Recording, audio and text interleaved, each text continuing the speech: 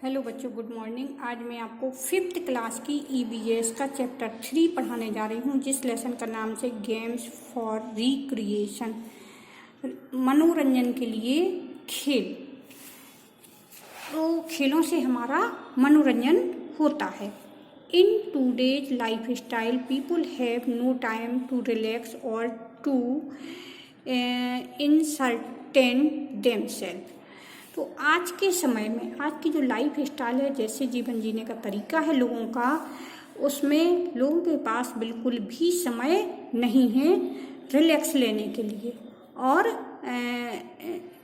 आराम करने के लिए। अपने आप को काम से समय नहीं निकाल पाते हैं। Both young and old people are always under stress. चाहे यंग लोग हों, चाहे ओल्ड लोग हों, सभी लोग क्या है, तनावपूर्ण जीवन जीते हैं। As per the good old saying, जैसे पुरानी कहावत कही गई है, all work and no play makes Jack a dull boy. We all need some time to relax and to recharge themselves. तो हमें अपने आप को रिचार्ज करने के लिए, कुछ रिलैक्स के लिए समय चाहिए, कुछ विश्राम करने के लिए समय चाहिए, जिससे हम पुनः रिचार्ज हो जाते हैं। काम करने की स्फूर्ति फिर से हमारी बॉडी में आ जाती है। In this time of relaxation we can play और indulge in many other recreational activities to destress ourselves. हम अपने आप को तनाव मुक्त करने के लिए कोई गेम्स खेल सकते हैं या कोई दूसरा रिक्रिएशनल एक्टिविटीज कर सकते हैं। रिक्रिएशनल एक्टिविटीज क्या होती हैं? मनोरंजन के लिए क्या क्या कर सकते हैं? Leisure is the free time. Leisure क्या होता है? फ्री समय, जब हम खाली हैं। बी गेट फॉर रिलैक्सेशन, हम अपने आराम करने के लिए समय निकालते हैं। People do various activities during their time of leisure, लोग विभिन्न तरह के कार्य करते हैं अपने लेजर में या फ्री समय में। These activities are called recreational activities। यह जो एक्टिविटीज होती हैं वो रिक्रिएशनल एक्टिविटीज कहलाती हैं। They refresh us and give us energy। ये हमें फिर से रिफ्रेश कर देती हैं, तरोताज़ा कर देती हैं और हमें पुनः कार्य करने के लिए शक्ति देती हैं। प्लेइंग गेम्स, जैसे खेल खेलना, रीडिंग बुक्स पढ़ना, वाचिंग टेलीविज़न देखना, लिसनिंग टू म्यूजिक को सुनना, और डांसिंग, इस तरह से नृत्य करना। आर्ट एंड क्राफ्ट एक्टिविटीज, कुछ आर्ट एंड क्राफ्ट का कार्य करना। Net surfing, social networking are example of some recreational activities. तो इस तरह से नेट पर कुछ मोबाइल में सर्च करके देखना, तो ये सारी जो एक्टिविटीज होती हैं ये हमारे मनोरंजन के तरीके होते हैं। Some communities organise cultural programme and feast during festivals for recreation. तो क्या होता है, कुछ कम्युनिटीज होती हैं जो कि कल्चरल सांस्कृतिक प्रोग्राम को रखती हैं, और कुछ लोग फेस्टिवल के अवसर पर क्या करते हैं, फीस्ट, भोज या पार्टी वगैरह अरेंज करते हैं। तो इस तरह से हम लोग अपना मनोरंजन कर सकते हैं। टाइप्स ऑफ गेम्स किस टाइप के होते हैं, कितने प्रकार के होते हैं? We can categories game on the following basis. हम गेम्स को निम्न आधार पर बांट सकते हैं।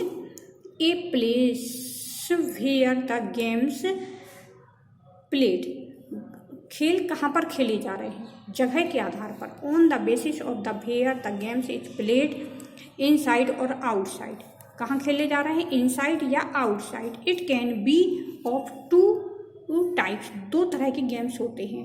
Indoor games which are played inside a covered court, ऐसे गेम्स जो कवर्ड कोर्ट के अंदर खेले जाते हैं, बंद जगह पर खेले जाते हैं, स्टेडियम में खेले जाते हैं या किसी बिल्डिंग के अंदर खेले जाते हैं। इस तरह के गेम्स कहलाते हैं इंडोर गेम्स। जैसे एग्जाम्पल के तौर पर table tennis, billiard, chess, etc। तो दूसरे होते हैं तो ये कहलाते हैं इंडोर गेम्स, जो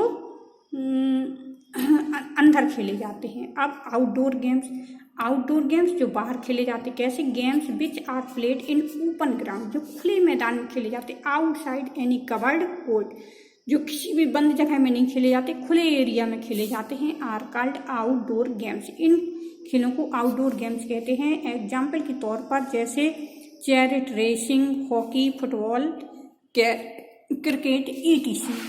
इसी तरह से नेक्स्ट है number of person playing the games. कितने लोग गेम्स को खेल रहे हैं, इसके बारे में। On the basis of the number of the person playing a game can be of 2 types. कितने लोग गेम्स को खेल रहे हैं, उस हिसाब से गेम 2 तरीके के होते हैं। एक होता है इंडिविजुअल मतलब व्यक्तिगत गेम्स, और दूसरा होता है टीम गेम्स। तो इंडिविजुअल गेम्स क्या होते हैं? Games like golf, billiard, shooting, racing, swimming, ETC are called individual games. ये जो गेम्स होते हैं ये सभी आप लोगों ने जीके में भी पढ़े हैं। Golf, billiard, shooting, racing, swimming are called individual. ये गेम अकेले खेले जाते हैं। In these a player wins the match by virtue of his her own strength and hard work. इसमें जो भी व्यक्ति जीतता है, जो भी प्लेयर जीतता है, वह अपनी स्वयं की मेहनत से, अपनी शक्ति से उसको जीत हासिल करता है। टीम गेम मतलब जो गेम टीम के साथ खेले जाते हैं। Games like football, hockey, cricket, basketball and volleyball are played in teams and are called team games. ये सभी गेम्स जितने भी ये नाम दिए गए हैं, hockey, football, cricket, basketball, volleyball, ये सभी टीम के साथ खेले जाते हैं और इसलिए टीम गेम्स कहलाते हैं। इसमें क्या होता है? In team games a healthy team spirit leads to victory. जिसकी टीम अच्छी होती है वह जीत हासिल करती है। Importance of team spirit in a team game. तो टीम गेम में टीम की स्पिरिट होना बहुत ज़रूरी होती है। जैसे team spirit is the willingness to cooperate as a part of the team. Cooperate करना, एक दूसरे के साथ सहभागिता निभाना, एक दूसरे के सहयोग की भावना रखना। The head of the team का जो हेड होता है वो उसको टीम लीडर कहते हैं या कैप्टन कहते हैं। डायरेक्ट्स ऑल द प्लेयर, जो सभी प्लेयर्स को, खिलाड़ियों को निर्देशित करता है। Decided the strategy of the games, by खेलों की रणनीति बनाता है। Every team member need team spirit to win. सभी टीम मेंबर के अंदर टीम की स्पिरिट होना चाहिए, एक दूसरे की जीतने के लिए भावना होना चाहिए। Which is defined as follow, जो कि डिफाइन करती है, क्या डिफाइन करती है? Game should be played in true team spirit. Games किसके लिए खेला जा रहा है? पूरे के पूरे प्लेयर के अंदर ये भावना होनी चाहिए कि टीम के लिए खेला जा रहा है, स्वयं अपने लिए नहीं खेला जा रहा। कोऑपरेशन, सहयोग की भावना, कोऑर्डिनेशन एमंग टीम मेंबर्स, तो उनमें सहयोग और समन्वय की भावना होनी चाहिए पूरे टीम मेंबर्स में। एवरी शुड फॉलो रूल्स, सभी को जो भी नियम्स होते हैं उनको मानना पड़ता है। Neither should one sulk on losing nor brag on winning. कोई भी खिलाड़ी अगर हार जाता है तो उसको नाराज नहीं होना चाहिए, और अगर जीत जाता है तो उसको अपने ऊपर प्राउड नहीं दिखाना चाहिए। Every player must give her best and play for the team and not for himself. प्रत्येक प्लेयर के अंदर ऐसी भावना होना चाहिए कि भाई टीम के लिए खेल रहा है और टीम को अच्छा बनाने के लिए खेल रहा है, अपना स्वयं के लिए नहीं खेल रहा है। Team member should trust there captain, और जो टीम के मेंबर होते हैं उनको अपने कैप्टन के ऊपर विश्वास रखना पड़ता है। जेंडर स्टेरियोटाइपिंग इन गेम्स, तो ये क्या होती है? जेंडर, लिंग का जो भेद होता है उसकी रूढ़िबद्धता क्या है, इसके बारे में समझेंगे। या stereotype is a people believe in generalisation about something, तो जो ये जेंडर होती है, लोगों के अंदर ऐसी भावना होती है जो पहले से चली आ रही है, उसके बारे में अपन कुछ पढ़ते हैं। लिंग की जो रूढ़िबद्धता है कि वो क्या होती है, चलिए इस पैराग्राफ में मैं बताती हूँ। इन स्कूल एंड नेबरहुड, हमारे पड़ोस में और स्कूल में boys and girls plays together, लड़के और लड़कियाँ एक साथ पढ़ते हैं। Even man and woman can work together, महिलाएं और पुरुष एक साथ कार्य करते हैं। And team and play sports together, खेल भी एक साथ खेलते हैं। But there are separate team for woman and men for all sports play at the national and international level.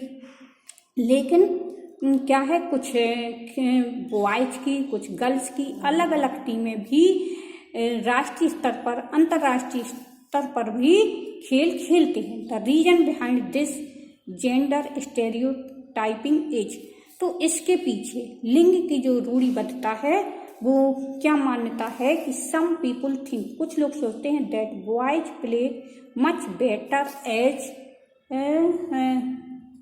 The compared to girls.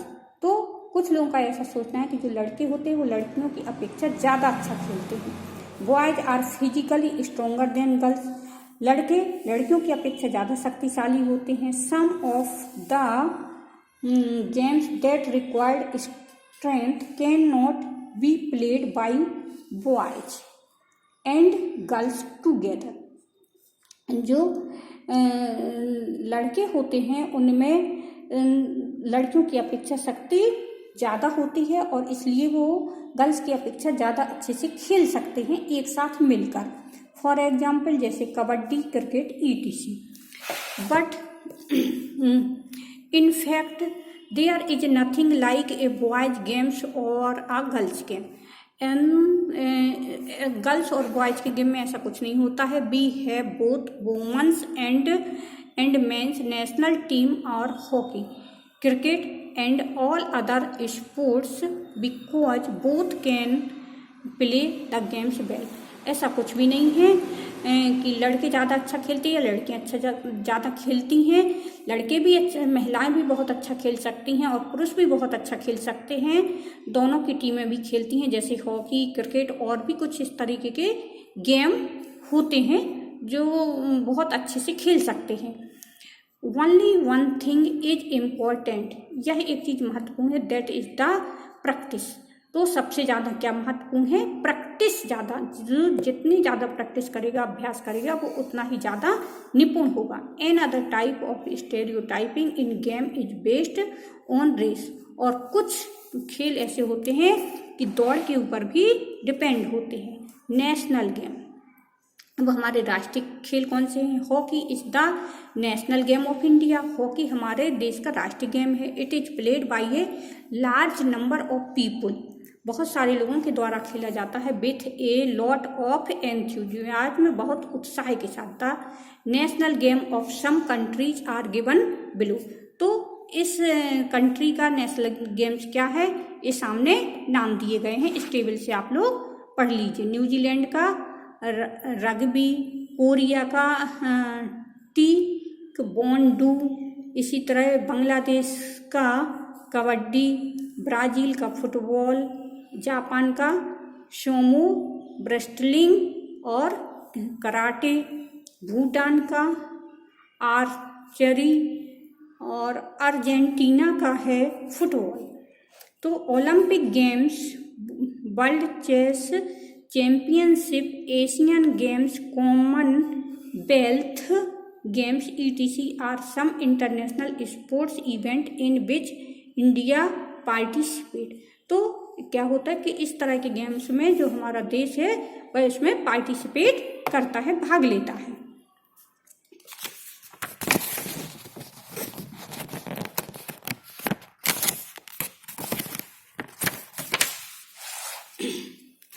Next है इम्पोर्टेंस ऑफ गेम्स, गेम्स के महत्व। Games are important for our health and our social life for the following reason.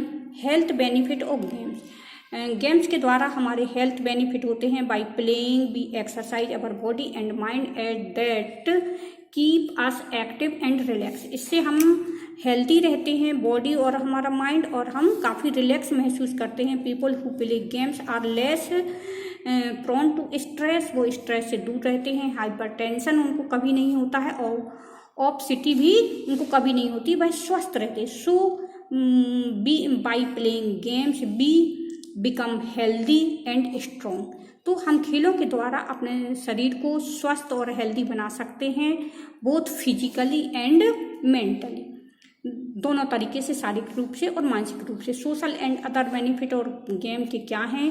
They help us enjoy, खेलों से हमें खुशियाँ मिलती हैं। They teach us value of discipline and responsibility and sacrifice. Games हमें अनुशासन सिखाते हैं, जिम्मेदार बनना सिखाते हैं, और त्याग और बलिदान की भावना भी हमारे अंदर आती है। They make us self confidence आता है, strong enough to face failure with a smile, और हंसते हंसते हमें असफलता को भी झेलना पड़ता है। They also teach us the importance of setting goals, motivation, dedication and team work, और टीम में एक दूसरे के लिए समर्पित होना, एक दूसरे के लिए काम करना और अपने लक्ष्य को प्राप्त करना, ये सारी भावनाएं हमें इसके अंतर्गत आती हैं। Sports unite people and foster patriotism, देशभक्ति की भावना आती है और लोग आपस में एक दूसरे के साथ जुड़ना भी सीखते हैं। Thank you.